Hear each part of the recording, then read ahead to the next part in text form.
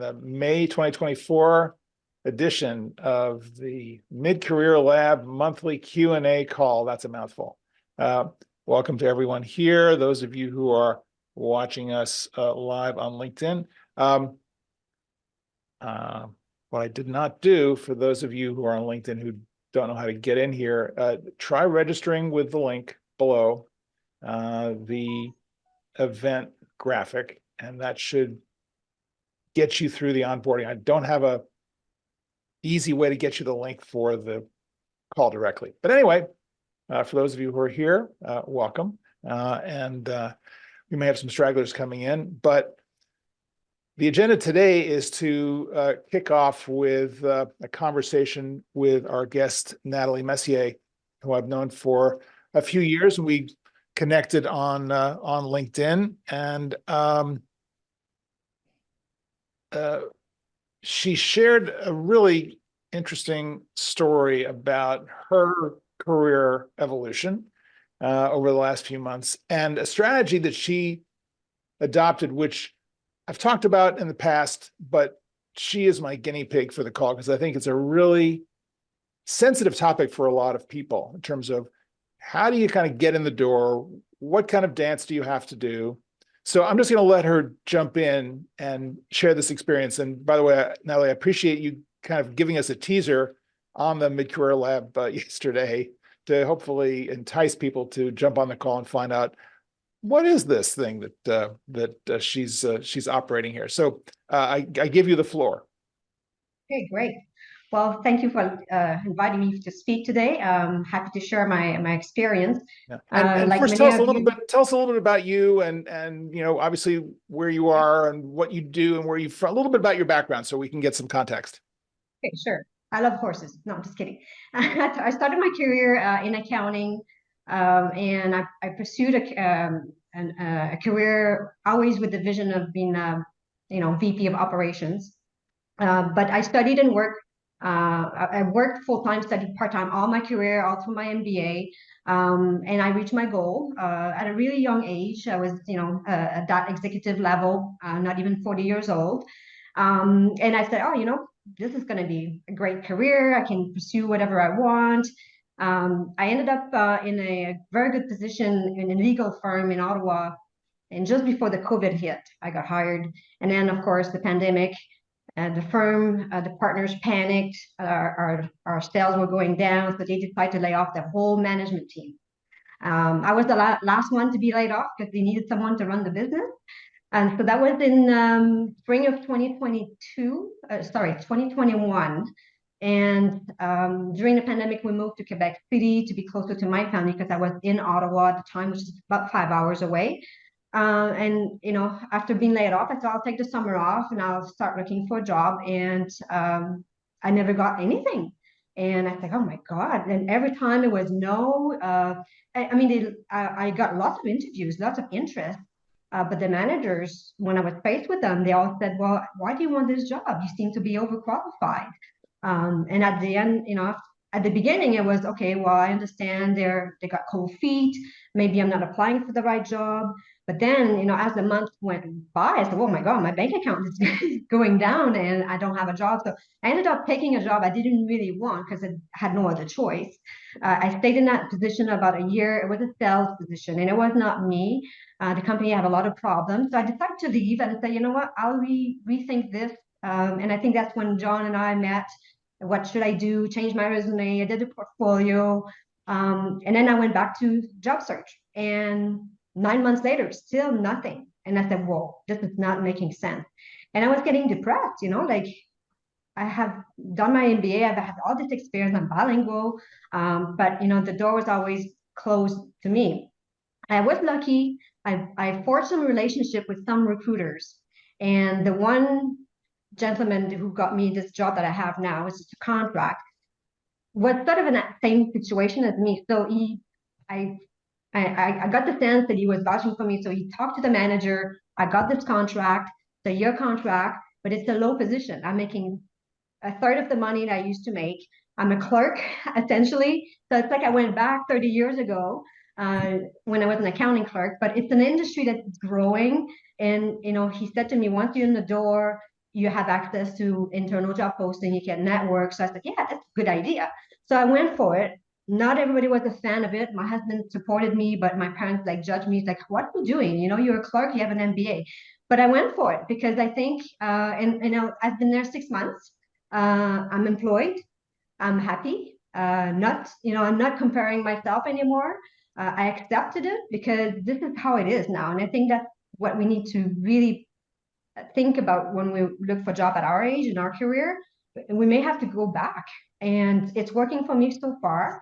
It allowed me to network with some people internally. But what I found out is the culture of the company is probably not what I would like. Oh, you know, what's the best for me? Because they're in financial institutions. There's a lot of hierarchy, and the people that are managers have been there 15, 20 years. So when they see someone external, because I was applying for jobs at that company before, but at the wrong level, because they're never going to let an external person jump in at a management level. So you have to start from the beginning. So that's what I'm doing. So far, it's working. I'm working with a team of 25 kids. A lot of the people on my team are young. That's their first career, and they are, you know, they're messaging me on Teams. So I play a role of a coach a bit. So there's a lot of positive. If you don't look at the negative, you know, it's all fine. And I'll see what happens in the next 6 months. My contract ends in November. So by September, I'm going to start looking because you know, I want to show stability. You know, I'm playing the game. You know, Yep. so that's what I have to share. I'm not sure anyone has any questions. Yeah.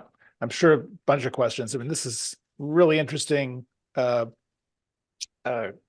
nugget to unpack. My first question for you is, how are you being perceived in the department?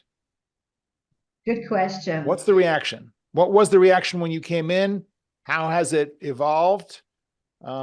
Because you know, the word overqualified, of course, hangs over this whole conversation. And typically, it's a disconnect for a lot of people when someone with more experience comes into this kind of position. It's threatening in many ways. Was that your experience, or has it been acceptance? It was a bit of a mix. So the younger people on my team, they look up to me, they ask questions, they find it very interesting that I took this job and I'm you know, doing this. Considering, you know, they went on my LinkedIn, they're more some of the managers I've met, they question and with that look. Yeah. Like, what are you Something's doing wrong. here? Something's wrong. What are you after? My first manager who hired me, she's great. She got promoted. Now I got a new manager, and that new manager is more insecure. Obviously, she's seen my resume and she's probably intimidated. Although that resume is like a very a resume of my resume. Kind of a cut down But version? yeah, and some of the senior management, they're not looking at me. You know, they don't know who I am. They think I'm a clerk. I'm there for a contract. I'm a Right. second, you know, they have permanent employees and contract employees. They treat them differently. So yeah, so that's a bit tough, but you know, sometimes in regular jobs you get that too, right? In my career, I was in biopharmaceutical industry for many years. It was a man's world, and I had to find a way to ignore the comments and just go at it. So I am equipped to deal with this. It's Right. not fun, but we'll see where it goes. Yeah. Yeah. Any overt, if subtle digs kind of that kind of slip out in conversations or in meetings or in passing, or anything that you're detecting where there's this sense of you being the outsider? Uh, I would say the French are a little bit more hypocrite. They're not as front forward with what they really think. So when I end up talking to other people, then that's when I find out, oh yeah, well, I don't think she's going to be here for very long. So there's already this negative perception of people from externally, right? Right. Yeah, that's So built into the culture, right? yeah, exactly. But I do have some, you know, I have a fan club. I've built some people internally that I'm gonna stay connected with. I'm Mhm. aiming to go into the project. They're building a PMO. I have a strong background in project management, so I'm putting that card when it's a good time, but not too soon because HR says don't apply for jobs until you've done 6 months. So I'm Right. almost there now. Right. So we'll see what happens in the summertime. Right. Opening it up to other questions, reactions, experiences. Katie. So you said you were working in a legal firm and now I'm assuming it's a different industry. I'm just curious about how you went from, I worked at a very large corporate ginormous law firm, and so I was just curious how it was going from one industry to another with all your large, your qualifications being. Yeah, good question. So when I was at the law firm, I essentially was managing the operations. So that's my expertise is operations management. So I'm managing all the back office and the service delivery team of 200 people. So yeah, it's legal to in financial institutions. So I'm working for a company that sells insurance products and also banking and stuff like that. So it is new, and that's what I like about changing sector. I've always been that way. That's maybe something I work against me at some time, but I went from biopharmaceutical to being a consultant, and then I work for a legal firm now in financial institutions. So I think to me that's an asset, as long as you're willing to learn and go backwards a bit to move forward afterwards. But yeah, that's what I'm in right now. Okay, thank you. Really interesting. Because after I worked there for many, many years, and I worked at UCSF, which was totally different.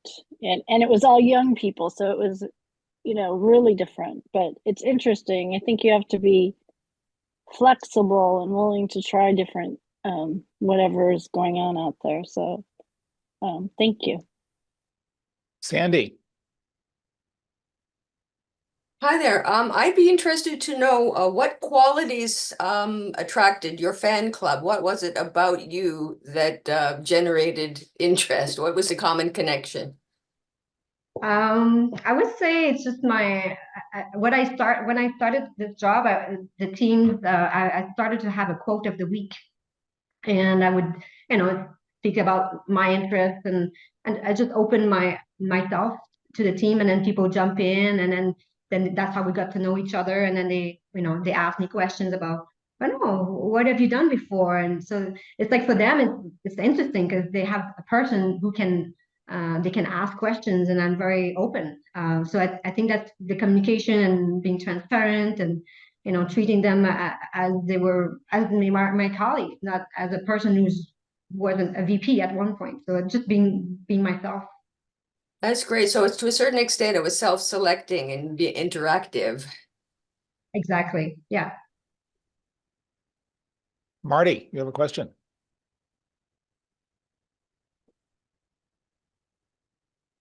You're still I can't think hear he's you. on mute, so we can't hear. Me now? There you are. Yes. Yeah, there you are. Okay. Oh, we went now on you're mute off again. again. I moved the computer. I'm back, right? You're back. Yep. Okay. Don't touch it. I'll touch it. Two things. One, you said you set your goal and you achieved it. And then now you said you feel you've gone back a little bit. Have you set a new goal? Is that important? I mean, I'm thinking about things like that of, what's my goal? What in the time left, what do I want to get done? And then you said you're happy and sort of what it takes to be happy. Do you need to get your goal to be happy or not? That's very interesting that you picked on that, because exactly, before I jump on this call, I was thinking about, okay, what did I do? What got me here? And I know in the past, I mean, 2 years ago, before I started this job or this transition, I was very focused. I had my list, here's my vision board and all that. And now I don't have, because I find that was stopping me from opening, to this type of positions or opportunities. So I don't really have a goal. I have a lot of ideas of what they could be, but I'm more open-minded than I used to, because I don't have that box that I want to fit in anymore.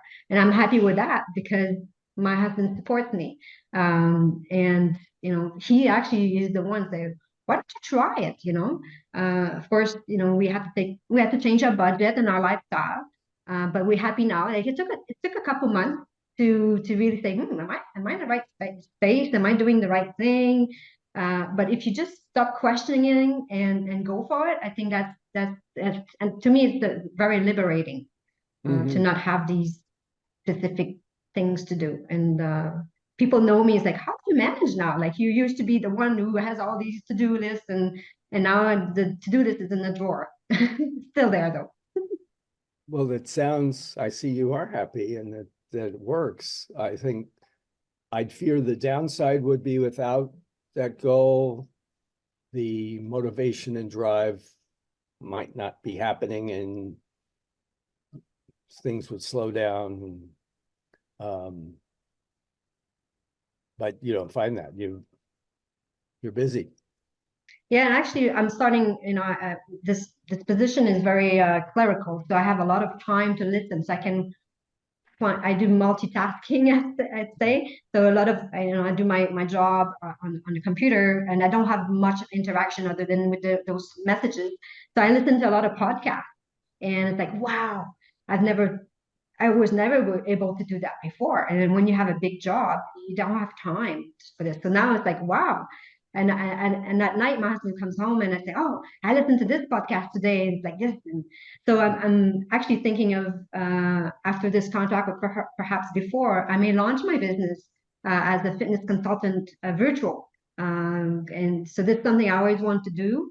And it's like, wow, I could do it now, And whereas before it's like, whoa, no, you shouldn't be doing that. You should be a VP or something, right? So I find this experience is very opening a lot of new paths that I never thought before.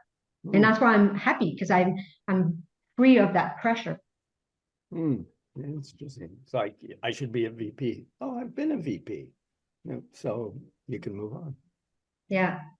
Nice, thanks. This is great. This is fascinating. And it's just an additional wrinkle for me on something which I think about a lot in this space in terms of the life transition and this kind of 50 plus or minus transition around meaning and purpose.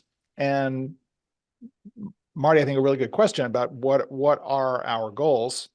And I think our goals change in mid-career. And this other question of meaning and purpose does start to creep in. So it's interesting that on a certain level, Nathalie, the universe kind of put this block in your path. You jog left or right and something opened up. And it's still early stage, but I love hearing this idea that as a result of the fact that you're in this position and it's not kind of part of the expected trajectory, that there is this unexpected, perhaps epiphany around what you can do and how the goals are changing. And that old to-do list is in the drawer, but maybe there's a new to-do list that is starting to bubble. Yeah, exactly. It's like I'm finally allowing myself to go after the things I like. And I'm actually thinking of, I'm a very creative person. I like arts and design and clothes. And so the other day I ended up listening to a podcast about someone who changed career and went into design, whether it's interior design or anything to do with, so I signed up with this college in Montreal, very popular virtual introduction to the college. And so I went there. I was like, oh yeah. So I'm sort of allowing myself to go after the things that I said, no. You've studied this. This is where you should be. Like my dad used to say, go that way and you stay that way, right? So it's very liberating. So it could be and that gives me a new goal. It's like, okay, if this is really a burning desire that I want, and every day I check myself, yeah, I want that, I want that. So maybe I'll build a plan to achieve it. And there's no timeline, okay, I'm gonna be 55 this year, but it's a lot of years ahead. And Oh, going yeah. back to school 2 years is nothing now, and whereas before, like, oh no, you can't waste 2 years back to school to do something else, right? So Yeah. Yeah, I think 55 was when I earned my master's in psychology. So yeah, it's a great time to be going back and learning new things. Yeah. And any other thoughts on this? Sandy had a good comment about, you have to be, in order to change, you have to be open to change. And I think it is certainly a challenge for many of us to give up on the mindset that we have been with for so long. And it's hard to know what else there is out there, right? It's hard to say, well, yeah, I'm willing to change, but change to what? Because you're just not even aware of what it is that you could do. Back to your story, Nathalie, and this experience of kind of finding this this kind of pearl in the midst of this unexpected setback. Yeah, very interesting. It's worth the money, I would say. Yeah, it's worth giving up the money. That's interesting. And I hear that a lot. It's a kind of a scary idea, but I do hear that a lot from people.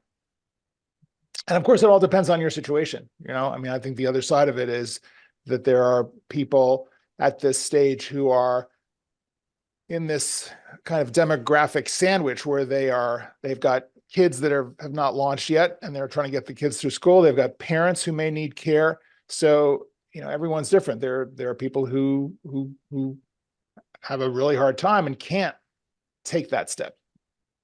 So, it's a very complex situation. Any other thoughts, experiences that people would like to bring in, either about Nathalie's story or relating it to your own situation, evolution? Brenda, good to see you. I can relate it to my story called "Jump In and Just Try It." Tell us more.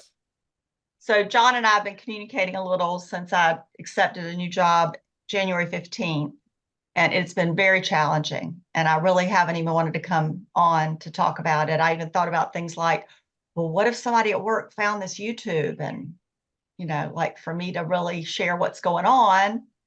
I'm concerned about that. Sure. And I'm not really sure how to frame it. The short version of, I chose a new path. I quit a job last June because I really wanted to be working in farm, food, health, and community. And I didn't have a clear pathway to that, but it was very mission driven. And I have some skills that could apply in certain areas, but we certainly don't live on a farm. I'm not a foodie. I do care about health. And community can be hard. It's a great idea, but there's a reason we pull up in front of our houses and run inside and don't go back out till we get in the car the next day. There's reasons we live like that.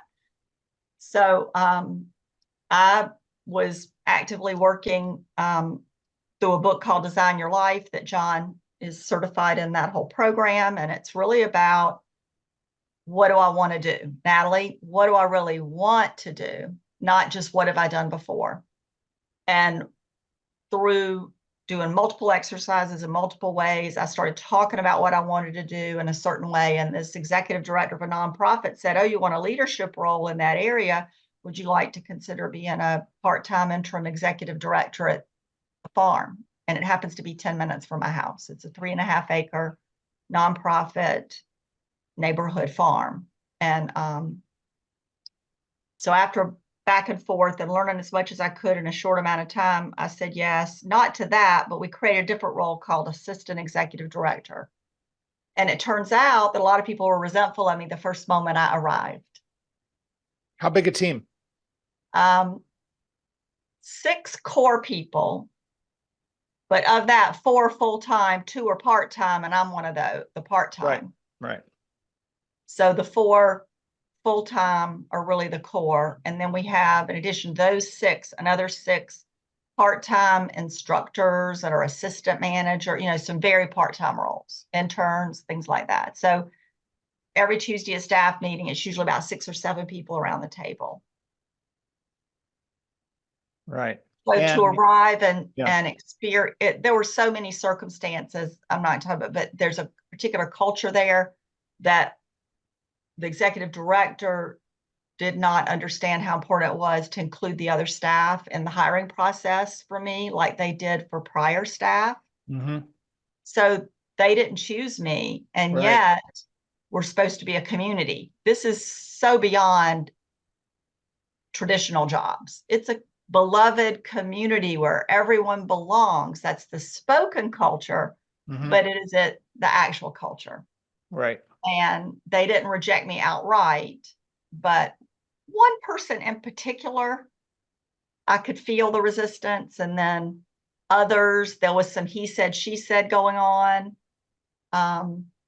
So somehow I made it through those first 3 months, and now I'm wrapping up my 4th month. And the good news is, from the get-go, it was a 3-month arrangement with the future to be determined. And the executive director really wants me to stay. And I've been very clear recently, I will not be an executive director. I'm not the future new executive director, and I don't know what role would be a good fit. And I'm choosing not to make any choices until after 2 meetings soon that are involved with the board. So I've really just taken on my own role in addition to handling some of what I need to, operations, some accounting, some help with the executive director. I'm driving, stewarding the process for how they could get a new executive director, because the executive director doesn't want to do it anymore. Right. It's 9 years old. She's reached her capacity as a visionary founder, but there's no budget to pay an executive director. She did it for free. Ah. So there are multiple issues. It's been very challenging. I've had to move to the couch to sleep many evenings when I wake up at 2 o'clock in the morning. Mhm. And in so many ways, it's been a wonderful, beautiful learning experience. And I've had to stretch in ways that I'm thrilled to have to stretch. And because I am an assistant executive director at a nonprofit farm, I'm in certain conversations around the city that I would have never had access to. Right. And last night I was at the table with some people 45 minutes away. A guy from a 125-acre nonprofit farm was there. He and our buddies now. The guy running the farm to table restaurant and our buddies now. So it really is giving me access to a world. And when I complete 6 months of this, if I move on, I'm in a much better position. For now, I'm not looking. I actually told the executive director, I will let you know if I'm looking.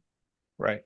I've decided to be very transparent. And I actually like the executive director. She's smart as she can be and a huge heart, but does not understand running a business or organizational structure. She just doesn't understand it. She can't see it. She can't do it because she can't see it. Right. Is your decision not to seek that position, has that helped mitigate some of the hostility or discomfort around your role and Yes. the way that you were brought in? Everybody knows that I'm not the new executive director, but that I'm invited to apply once that position is open. Right. But it gave me psychological relief when I told the executive director 2 days ago, I'm not interested. Right. And I'm I would even think that's asking her, hey, there's that person that you had in mind that might be available in August. Are they still available in August? I don't know if Right. this organization has the wherewithal to do a full-on executive director search. Mhm. I think they might need a new executive director just to get some legs under the operational things to even move forward. It could work to have a part-time interim executive director to get ready for a real executive director. But right now, Right. the structure for all that just doesn't exist. So Right. it could be comparable to working in any small business for about 9 years, where they've been putting it together and pulling together, employees come and go, and all of a sudden there's a stress point that they have experienced success and have experienced growth, there are a lot of operational details, basic things that just don't have a point person to handle them. Right, right. So they're short on staff. But even if they had more people, that won't solve it if they don't have a better organizational structure. What's interesting though for you, and there's an interesting parallel, I think, to Nathalie's situation, is that you kind of stepped out of your comfort zone into a situation which is where you're perceived in some fashion as a threat or something they don't understand. They're not sure who you are, why you're there, what you're doing, what your goal is, what's your agenda. And along with kind of general age bias, which is to me age fear. It's like I'm kind of old people freak me out. Old people scare me. Freak me out. I don't know. I don't get old people, which is a kind of a self-imposed cultural disconnect, I think. But be that as it may, it's just an interesting kind of a parallel that we're all dealing with one way or another at this point. So I love hearing you talk about how the network is expanding. And for both you and Nathalie, and for everyone else on the call, I think this is a really interesting inflection point about being in this somewhat uncomfortable situation. It's kind of getting you part way towards some goal, whether it is a kind of a goal of making some kind of a living or being active or being in an area that you want to cultivate in your career. But you're in this kind of liminal state between a clear, secure, such as it is, track and kind of the void, right? So I'd love you to kind of talk about that trying to kind of get a sense of looking ahead and the network as the pivot about, okay, so you're meeting these people. Nathalie, I'd be interested to hear, your thoughts about where there are opportunities to meet people. It's a different situation. Obviously, it's a little bit more kind of closed in, but you do have some time now on your hands, right, to do this. So I believe that all of the opportunities come through conversations. Brenda, you're in your situation because of an unexpected conversation with that woman. So, or not unexpected, just following my curiosity, right, following my interest. Right. John knows the story that I just offered to help carpool people to a fracking protest 2 hours away. But the woman that was coordinating the transportation for a nun kept texting me, "Are you on your way? How was it? Tell me more." And 3 weeks later, I thought, oh, that's Mary from that farm. I wonder what's going on at the farm. And I actually called to offer my husband support for their cooking classes. And she said, "Great about him. Now tell me about you." And when I said, blah, blah, blah, farm food health, community, and I want to be in more of a leadership role. Right. So my issue was that I realized some of my dissatisfaction in recent years is I'd let myself get into non-leadership roles, just to have a job and stay active and be busy. And, right. It might lead somewhere. Oh, it might. Yeah. So now I said, I'm going to flip that. I'm going to enter in the leadership role. And another thing about my psychology on this, it's not, I'm 65, which I am. So now it's time for me to wind down. Mine is, I'm 65. I've got one more good run. No, I've got many. I'm pretending I have 30 more years. Yeah. What do I really want to do? And let's say 5 years down the road, time has caught up with me. I'm really not so enthusiastic. I really might hit some magic age and go enough. So I just want to design whatever's next to have enough flexibility in it that I can have respites along the way, a week away to refresh, regular days to go hiking. So physicality is so important to me at this point in my life. I do not want to just deteriorate. So not having the full-on, full-time big job has a lot of benefits. And my family does need money. We do not have this beautiful, sweet retirement. So even if I called it quits tomorrow, it would not be a lot. It won't be a lot of fun. So why not work for fun because I really Yeah. am so interested in the things I'm doing. Mm. And in the network part, I was meeting a lot of these people for 2 years. Now I'm one of them. It moves There me you go. from who is this floating around in our world, showing it up at these conferences, showing up at these farm tours. Oh, now you're one of us. And I'm meeting with some of those people from time to time and or Yeah. seeing them at conferences. So it's really That putting is me a in the right great, world. yeah, that is a Put me in the great right world.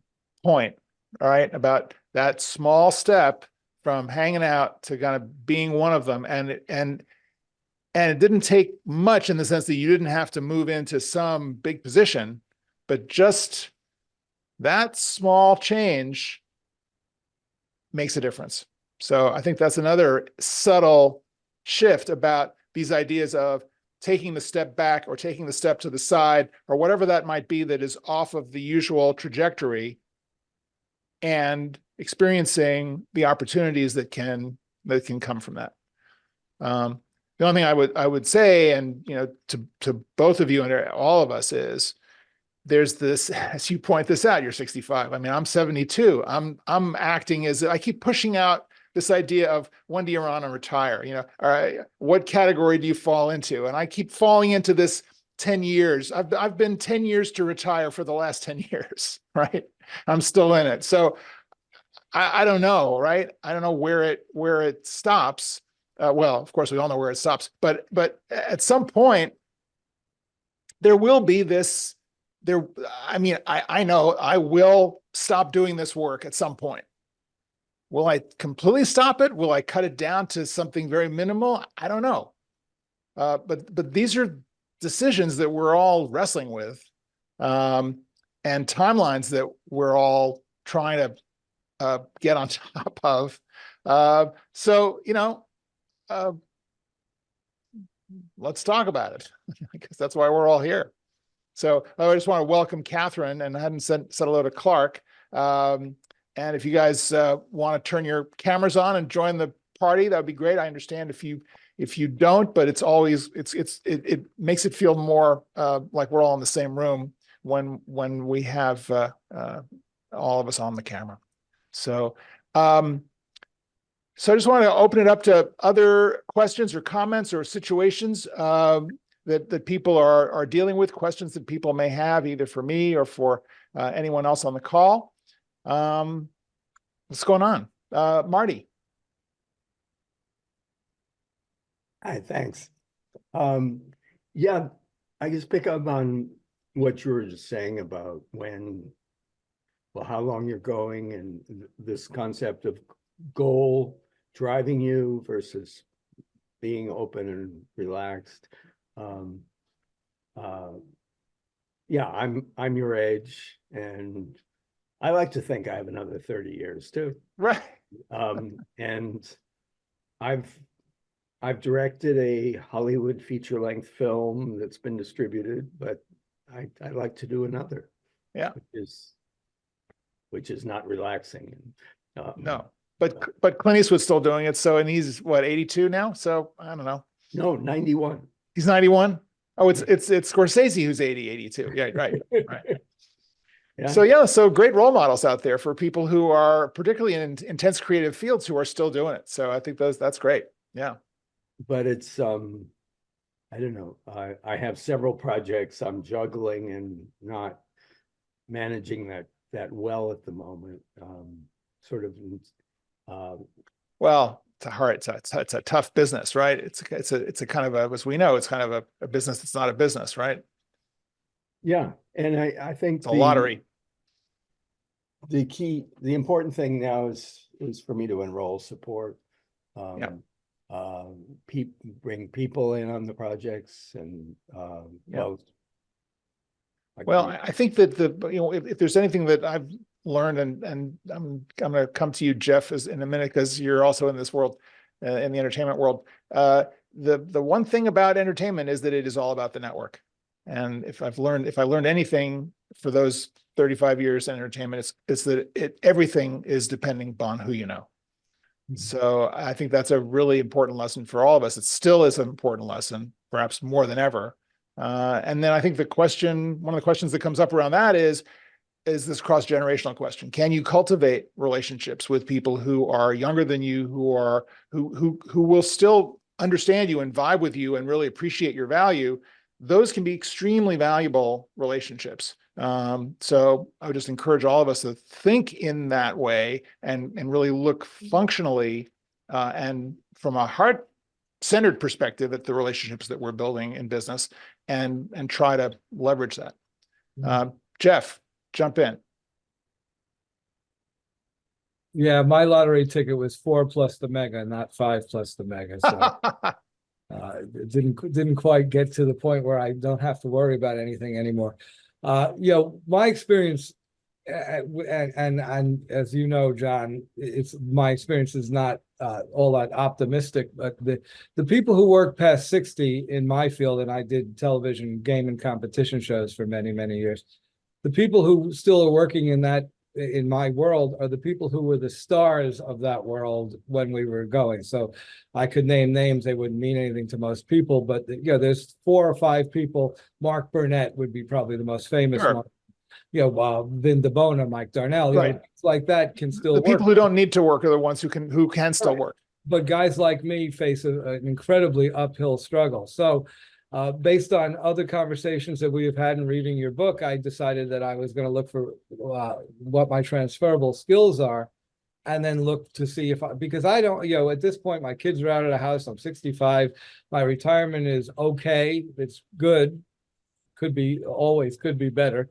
And, you know, and I'm bored. So I want to do something, and I'd like to do something that's helpful to the world, but, you know, I want to do something. You know, and so I don't want to work in a boiler room, you know, selling, you know, copier paper. But you know, I'm open to a lot of different things. What I'm finding is that I'm doing a lot of self-elimination in jobs because it's asking for requirements that I don't possess. I find myself overqualified and underqualified for the same job. And, Yeah. you know, and so I don't know. That is a block for me at this moment. I don't know how to overcome both my self-elimination because according to everything that I've learned, you know, it takes a couple of hours to apply to a job because I have to change the wording in my resume. I have to change the wording in my cover letters and, you know, and try to conform to what they're asking for, even though there's stuff that I don't have that they are asking for. So I'm blocked in that space and I'm not sure how to, you know, how to motor through that, how to, Right. you know, get past that block. And so I wanted to throw it out there if anyone's had that experience or if anyone has any insight. Yeah. I'll just jump in first and say, and Jeff, you've read the book, so you know I am not a fan of resumes and job applications because it just goes right to the situation that you're talking about, where you don't fit the job requirements and you know, there's ageism, and then there's this kind of age culture disconnect, and they just don't know what to do with you.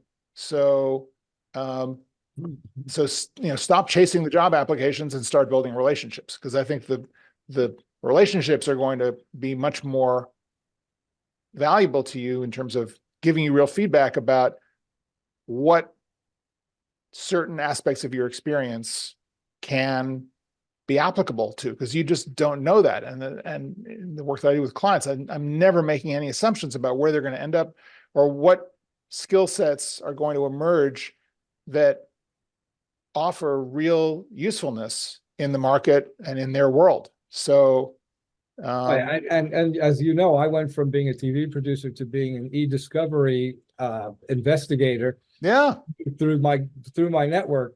But that business, AI has changed that business to the point where sure. that's not tenable anymore. Yeah. I'm having some trouble, you know, getting any traction through my personal network at this point. Yeah. Yeah. And maybe because I let it shrink in the 5 years since I've been doing TV shows. That may be it. I mean, I really think as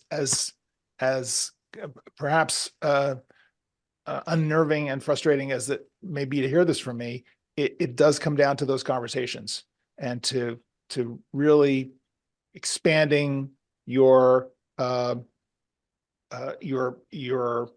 network around those conversations. And I think when you hear yourself talk to people, stuff is going to jar loose in your head, and what they're going to say is going to help. But the other thing I was going to mention, this gets back to Nathalie and to Brenda, is there some opportunity out there, whether it is for profit or not for profit, but somewhere where you can be one of them, right? Where you can move off the bench and get into the game in some capacity, where you've got a place to go every week or every day, where you're being of value, you're on purpose for someone in some related field. I would look for those opportunities and broadcast your willingness to stretch and do something that might be unconventional. It doesn't have to be a boiler room selling copier paper. I mean, that's a bad binary, right? I think there's something out there. Could be in entertainment, could be in education, could be in your community, could be, I mean, talk to the extent that the network is dwindling, you got to revive it, right? And talk about the next 30 years and that you're making plans. Yeah, fair enough. Anyone else? I agree with the networking. That's how I got this job, and actually by building a relationship with this recruiter who believed in my story. He explained my story to the manager, and that's how I got in. But you know, it started with a simple exchange on LinkedIn, and then it got to a phone call, and then a job offer. So it takes time, but I believe in networking is the best way, because you get lost, you send job application, who knows, those application or those jobs opening are maybe closed, already filled. So you're wasting that valuable time sending a custom resume. Anyhow, that's my experience. I agree with networking. Yeah. Hey, just to interject. Hey, Andrew, welcome to the call. Thanks for coming on. Thank you. Sorry, I'm so late. I got caught up with something and No worries. We do just this every month. realized. And yeah, and it's nice to have mid-career lab people all together. I think everyone here is hopefully everyone here is part of the network at this point. So I'm really grateful that you're all here. Let's keep going. I can add just one comment Yes, from my please. experience. I find, I know we say, oh, the recruiters are young and all that, they don't understand us. But my experience has been that it's more the older people that fear us, the older. I mean, they're still younger than us, but they're, you know, Right. they're in their 40s, for me anyway. Right. They're the ones who are shutting the door on us because they're insecure. So you have to put yourself down, say, I'm not here to threaten your job. But I find the younger people, I have easier way to connect, and they say, oh wow, you're so cool, you're like my mom's age, but you're so cool, you know. So it's for me anyway, this is what's working. I know the recruiters are younger, but you got to find a way to connect with them, and not by showing them what you can do, but just connecting, being simple, and Right. understand what their life is like. And so that's how you can create a relationship with them. Yep. Yeah, good point. I think that's interesting about the maybe I don't necessarily like to talk about this in generational terms strictly, but that millennials are having more of a problem with us than Gen Zers or something like that, because they're kind of threatened.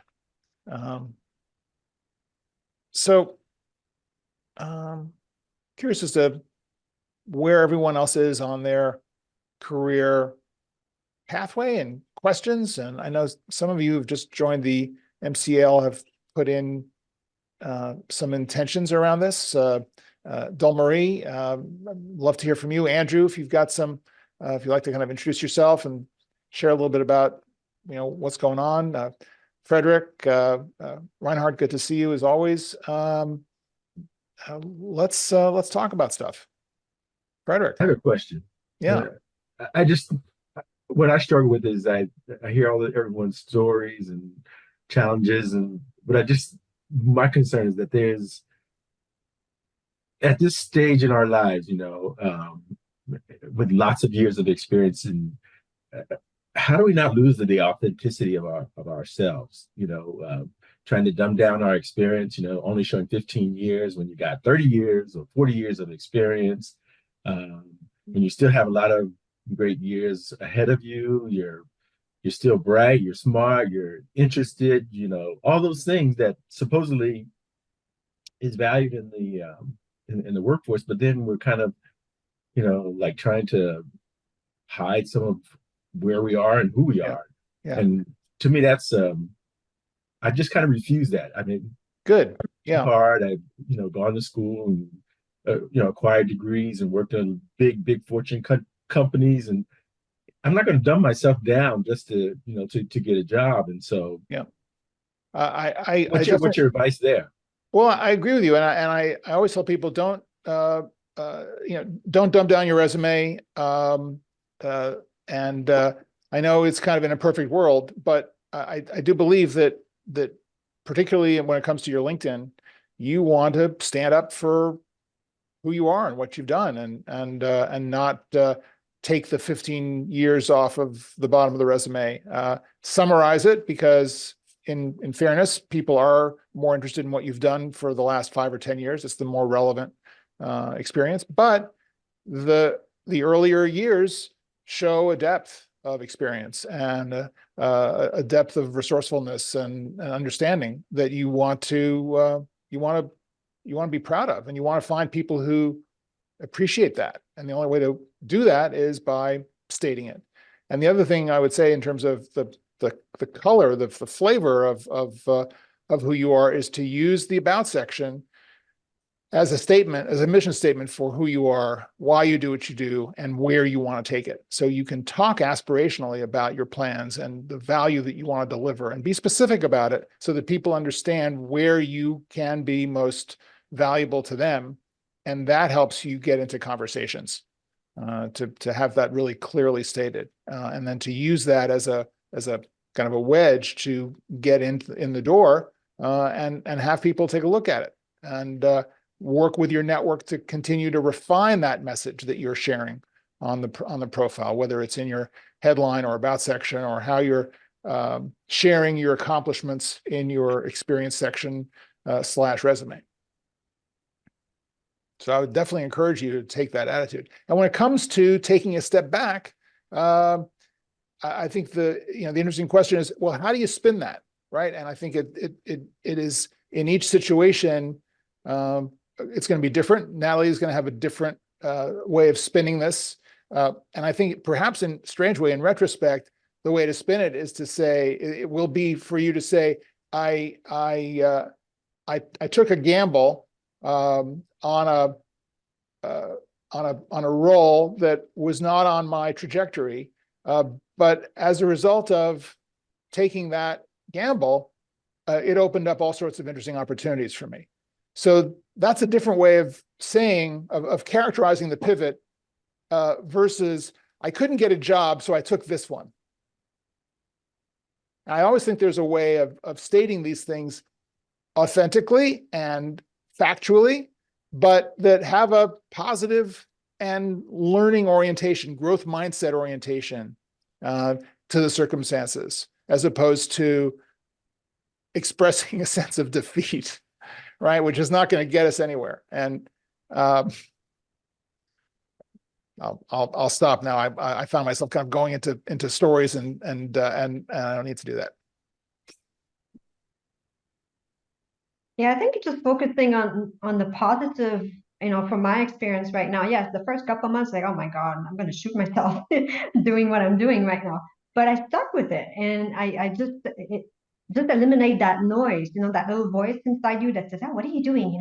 And just shutting it down and just going with it, and just letting the things happen to you, and being very open to me. And yeah, and I did to get this job, I did remove my director title. In French, we have other terms that we can use. And perhaps that helped the managers, like, oh, okay, she's, there was no title on the resume. It was just a responsable. So responsibility Right. of. So maybe that's how, but I'm in now. So and I'm me, you know, I'm not Yeah. playing myself down. Yeah. I'm just being a little bit more strategic and, you know, reading people and just get, you know, not sneaky, but, you know, just be more strategic moving Yep. forward. Well, we're kind of coming up on the end. Linda, welcome to the call. I'm sorry you joined so late, but hopefully next month you'll be able to attend and be part of the call. So it was great to see all of you today. I hope you enjoyed or found the conversation valuable. And any parting last words or questions that anyone wants to share? I guess I we're just wanted good. to say thank you. Yes. Thank you, John, for your time and Thank doing you very this. much. Well, thank you, Yeah. Katie, and everyone for showing up. And thank you, Natalie, for sharing your story and kind of being the guinea pig in the hot seat on the call today. For all of you who showed, thanks very much. And we'll see you again next month. Great. Thanks, everyone. I'll try to be Bye. on time. Been great. Thanks, Andrew. All right. Thanks. Bye.